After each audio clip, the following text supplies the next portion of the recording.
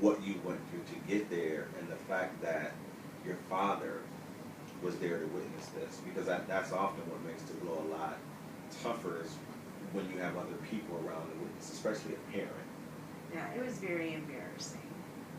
But I'm glad that my dad didn't say anything about it, because that probably would have made it worse. Okay, so now that's at the 5-year point, and we've seen a couple of occasions where you have some warning signs that things may not be exactly what they should be in a marriage.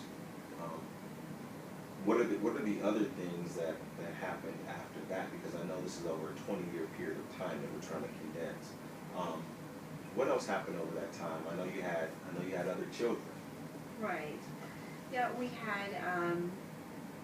actually had gotten him through school. Went through quite a few rough patches through school. It's not easy to have someone that far away. He was only coming home maybe one time every month to every other month. Were you talking regularly? Oh yeah, all the time on the phone. But there came a point where things started to get tense between us. I started going out in the evening with my sister and wanted to go dance and go party, but basically go listen to live music. Okay. Because at the time I would have only been, maybe 24 years old. Child at home, but I had never really experienced a scene. Right.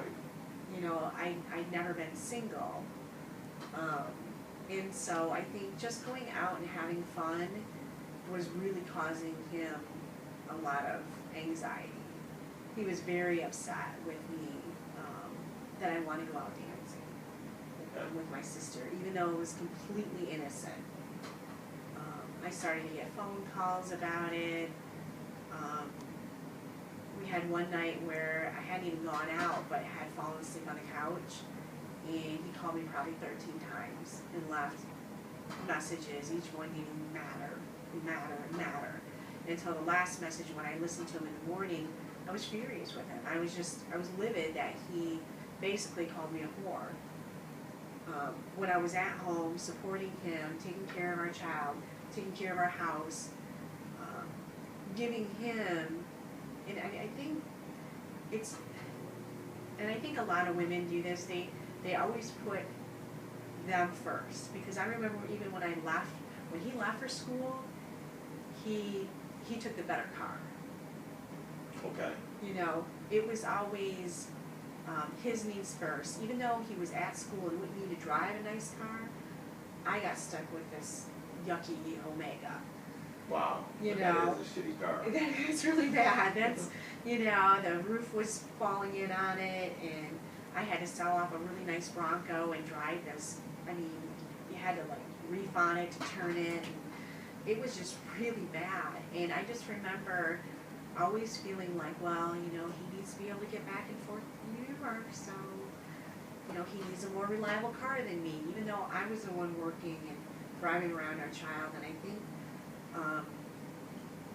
by the time he got home, things had gotten quite tense. I mean, I felt like he didn't appreciate what I had done for him by putting him through school, and that there was so much time that he had on his own that I didn't question, but he had the nerve to question me, right, what I did with my time away from him. And but moving forward, we decided, maybe a change of pace, maybe a new place, take his degree and go somewhere else with it. And that's what brought us to Munich, Michigan. So we decided to move. We took our daughter. He got a job at the U of M. I moved my career toward the south part of Michigan also. And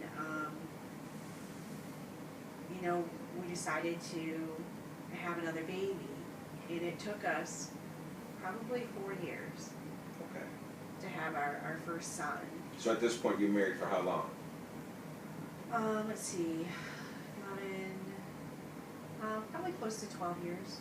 Okay, okay. Probably close to 12 years. Well, and that's a substantial period of time, especially as fast as marriages is dissolved now. 12 years, that's a good amount of time. Right.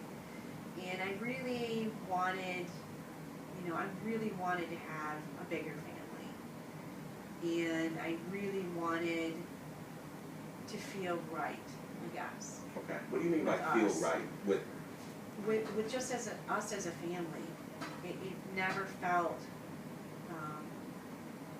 as close as I wanted it to be. what made you think that another child would give you that feeling and make your family closer?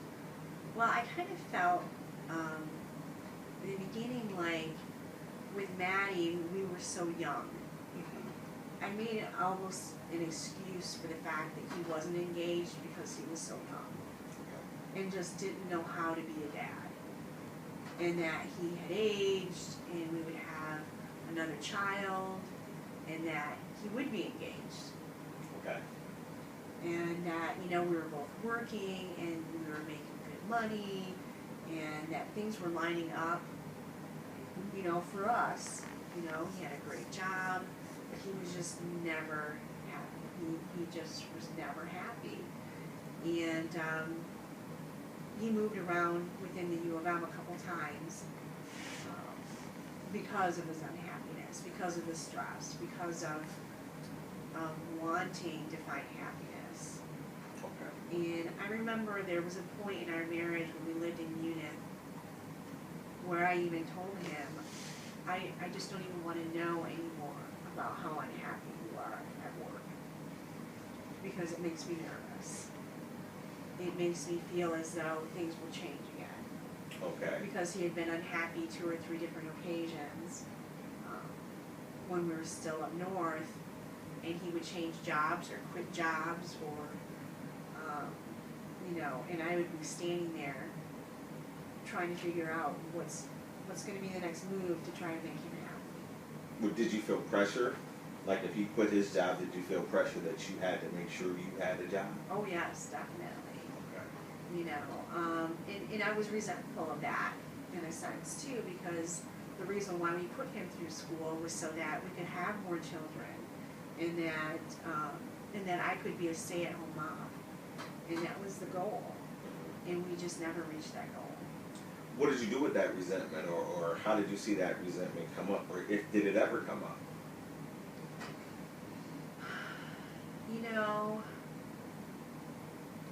I guess I'm looking for, was there some arguing back and forth, or? No, not really. I mean, we really didn't argue. We weren't an angry couple in that Okay. sense. I mean, we didn't really talk that much about how we felt about things. We just didn't.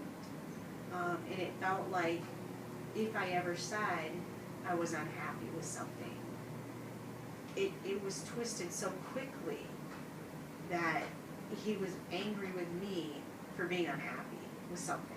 Okay. If I didn't feel like he was engaged and went to him and cried and said, you're not engaged, I don't feel like you love me, you don't want to do with anything with us as a family, it would be, now he's angry at me because I'm saying he's not a good dad. Wow. It's almost like if you talk about how you feel with him about something, anything, it didn't get resolved. There was never resolution, and there was never any sense of that things would get better. Okay. So why the third child? Because if you were there at the second child, the question I would ask if I were seeing this is, then why the third child? I think he allowed Sam to come because he knew that was a need that I wanted. Okay. I think that he knew having children made me happy. And we weren't in a happy state, Mm-hmm. but having children made me happy. Okay. And being a mother made me happy. And maybe he felt like things were just not good between us, but at least you would be happy with this. Okay. and I think a lot of people make that mistake. Um, After now you got 3 kids. Were there any periods of happiness in during this time, or did he show glimpses of being a good dad or a good husband? When we were up north, I would say, when he had real serious downtime, where we were vacationing and camping, I can really look back on our periods of happiness being when we're camping Okay. as a family. And I would say more so when Maddie was little, when our daughter was young. Those were periods, and I would always think to myself that if only we could live up north, Mhm. if only he could get a job up here, and he'd be able to hunt, and he would be able to do the things he wanted to do, Right. and then he would be a happier person. Okay. So if I could capture time in a bottle and move it there, then everything would work out. Right. Okay. Yeah. Now tell me, let's move to as the relationship started to dissolve, what happened? Well, I think that there were factors in it that really added to his stress. Us buying a new home, leaving Munith and moving to Stockbridge. It was only 8 minutes away, but I think the added stress of that home purchase, that was the first time we purchased a home. And I was so proud of us purchasing this house and finally feeling like this was it, that Right. we had it. We had the house, we had the kids, but he had changed jobs within the U, and he was just under a lot of stress, working a lot of hours, or I thought he was working a lot of hours. Okay. It's really hard to tell when I kind of look back at everything and try to figure out what was fictional, what was the truth, how he even felt about me during that time frame. I just know how I felt. Right. I mean, that's kind of where it all, I started to really feel us deteriorating as a couple probably a good year before the marriage ended. What brought everything to a head? Well, we had Maddie leaving the house, and her going off to school, and then leaving the U of M. That's probably the first time we'd ever argued about anything. Okay. That he didn't feel like I stepped up as a parent and forced her to stay at the U. But she was really young. She was only 17 when she left. She just wasn't ready for that Okay. experience.